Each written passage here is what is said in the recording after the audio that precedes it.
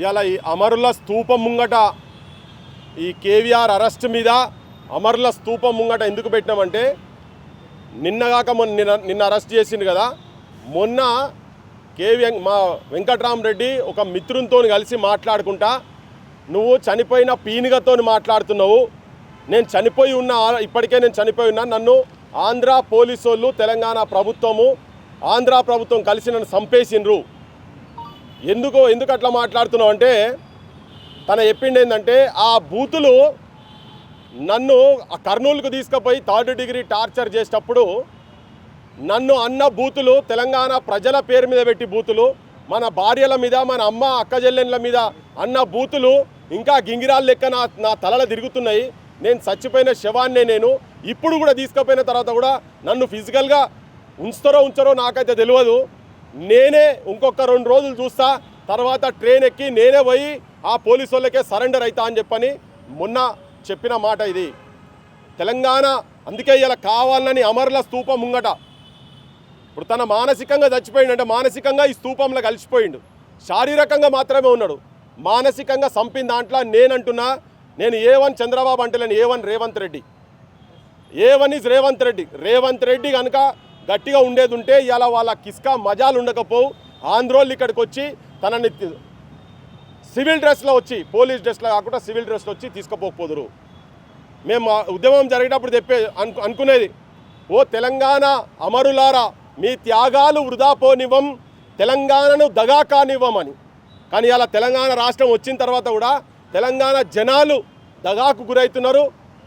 ఆత్మగౌరవం లేకుండా అస్తిత్వం కోల్పోయే ప్రమాదం వచ్చి ఉన్నది. ఇవాళ ఆత్మగౌరవం ఎవరు ఒక విజయలక్ష్మి అంటే విజయం వస్తుందని చెప్పి వాళ్ళ తల్లిదండ్రులు ఆశతో పెట్టిన పేరు, కానీ అదే పాలమూరులో పుట్టినటువంటి నువ్వు తొడలు కొట్టి గడికోసారి నేను నల్లమల్ల పులిబిడ్డ అని చెప్తుంటావు కదా. విజయలక్ష్మిని పరాజయలక్ష్మి అజయలక్ష్మిని తయారు చేసినావు నాయన నువ్వు. నీ అసొంటి ఒక దుర్మార్గుడు ముఖ్యమంత్రి అయితే, నీ అసొంటి ఒక బానిస ముఖ్యమంత్రి అయితే తెలంగాణలో ఆడబిడ్డలను ఇట్లా బట్టి గుంజుకపోతారు, చేతులు ఎటుబడతాడు పెడతారు. ఆడ పోలీసు వాళ్ళు లేకుండా సివిల్ డ్రెస్లల్లో వాళ్ళ పేర్లు ఎవరియో తెలియదు, ఏం తెలియదు.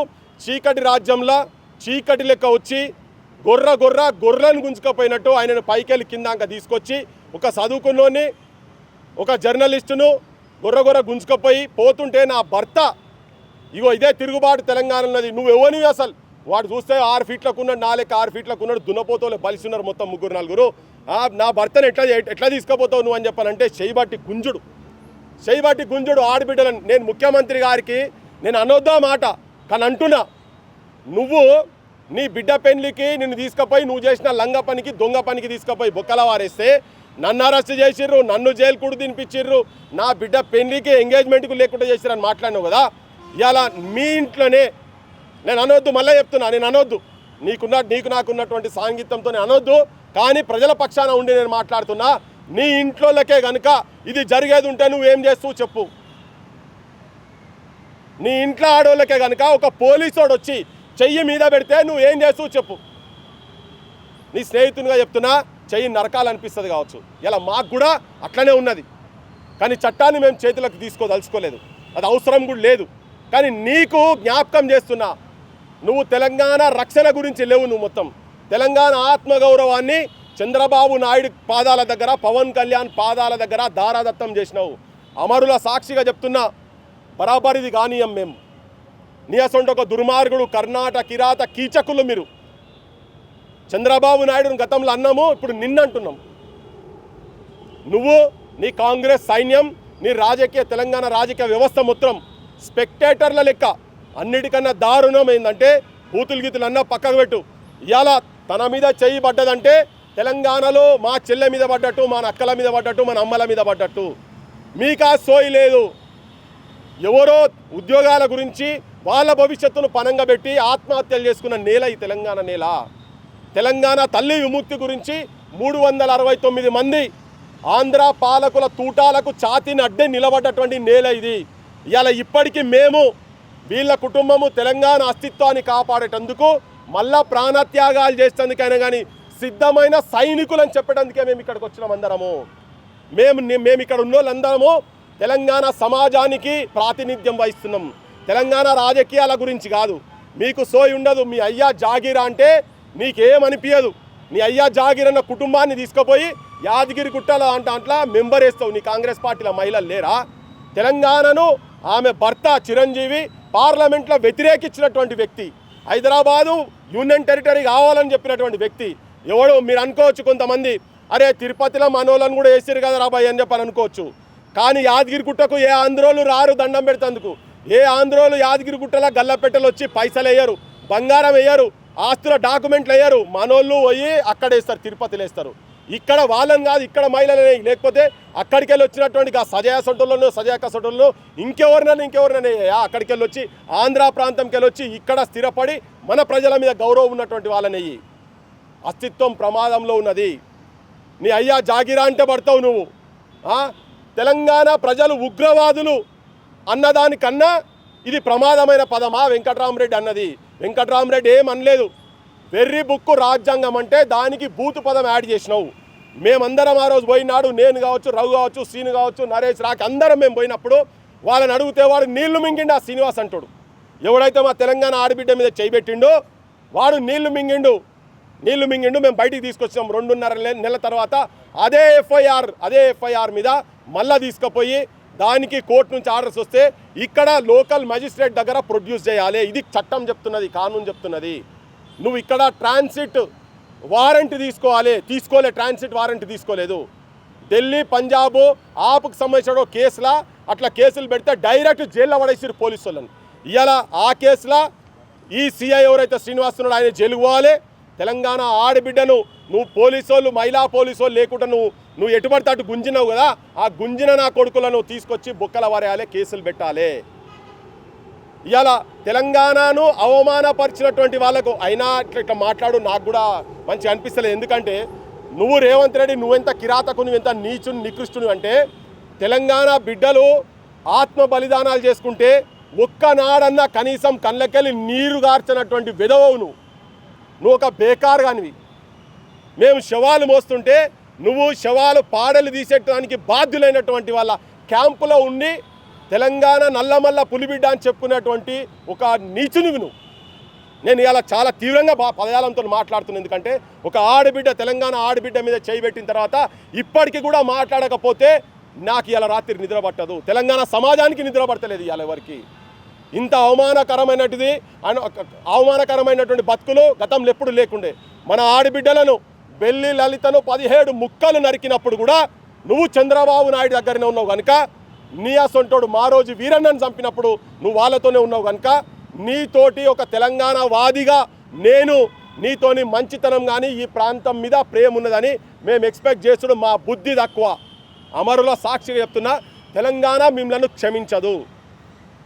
నువ్వు ఇవాళ ఒకటే సెక్షన్ పెట్టినావు కదా, ఒక్క సెక్షన్ కాదు. నువ్వు పవన్ కళ్యాణ్ను బొక్కల పడేయాలని నువ్వు నిజంగా తెలంగాణ వాదివి అయితే మేము అంటున్నాం కదా, అక్కడ మనుషులను చంపి బూడిద లేకుండా చేస్తున్నారు కదా. ఇవాళ వెంకట్రామరెడ్డిని కూడా మేము ఒకవేళ తన నిజంగానే ఇప్పుడు 3 నెలలు ఉంటాడా 4 నెలలు ఉంటాడా నిజంగానే చంపి ఇంకా వేరే పోలీస్ స్టేషన్లలో కూడా కేసులు రెడీగా ఉన్నాయట.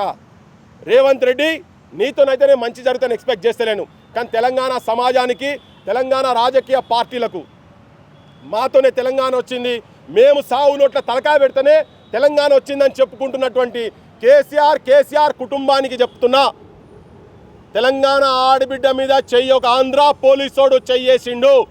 సిగ్గు లేదా మీకు? మీరెక్కడ తెలంగాణ వాదులు రయ్యా? మీరు మీ ఇంట్లో తిడితే కూడా మేమే వచ్చి నిలబడ్డాం కదా. తెలంగాణ వాళ్ళు వాని దగ్గర బన్నారు, వీని దగ్గర బన్నారని అడ్డమైన మెసేజ్లు పంపిస్తున్నారని నేను కాదు, చాలామంది తీసుకుపోయి డీజీపీకి ఇచ్చిండ్రు. మొన్న నాగేశ్వర్ కూడా తీసుకుపోయి నన్ను సంపుతామని చెప్తున్నారు, నా ఇంట్లోలను కూడా తిడుతున్నారని చెప్పి కంప్లైంట్ చేస్తే యాక్షన్ లేదు. కానీ అనని మాటను అన్నట్టుగా సృష్టించి రాజ్యాంగాన్ని సెక్సువల్గా అబ్యూజ్ చేశారని కేసులు పెట్టి మన దగ్గర ఆంధ్ర పోలీసుడు వచ్చి మన ఆడబిడ్డలను అగౌరవపరిచి తీసుకుపోతుంటే వాళ్ళ మీద కేసులు అవుతాయి. మరి మీరు అందరు దేనికి ఉన్నారయ్యా? మీ ఆపోజిషన్ ఏం చేస్తున్నావు? సావు నోట్ల తలకాయ పెట్టిన ఆయనే. యాడున్నావు, ఏడబన్నావు, ఏ ఫామ్ హౌస్లో బన్నావు? బీజేపీ వాళ్ళు భారత మాతాకి జై ఆడబిడ్డల గురించి మాట్లాడతారు కదా చాలా. యాడబన్నారు, ఏ పొక్కల బన్నారు మీరంతా? ఇగో తెలంగాణ ఆడబిడ్డ మీద ఒకడు ఆంధ్ర పోలీసోడు చెయ్యేసిండు. సిగ్గు అనిపిస్తలేదా? మీ ఇళ్ళ అక్కజల్లెలు లేరా? మీ అమ్మలు లేరా?